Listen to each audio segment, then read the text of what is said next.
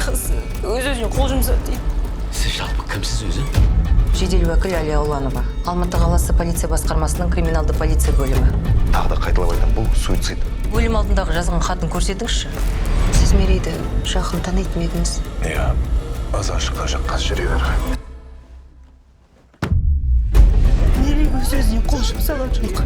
Тергеуді қай жерден бастаған дұрыс деп ойлайсың? Мектептен ба? Бүгін онда ауыл тұрғындарынан немесе полицияда тіркеуде тұрғандардан бастық болады. Жақындама.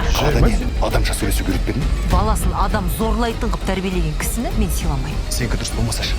Мүмкін бұл суицид шығар. Сонда сендердің күдіктеніп отырғандарың менің бекзатым ба? Сен бұл туралы қашан айтам? Мерейді менің бекзатым зорлап деп бүкіл ауыл шулап жүр. Неге маған сол кезде айтпаған? Неге маған бірден айтпаған? Міне осылай. Талғат аға, егер екеуі де кінәлі болса, отырады екеуі. Заң бойынша болсыншы барлығы. Өтінем. Жоқ. Маған олардың отырғаны керек емес.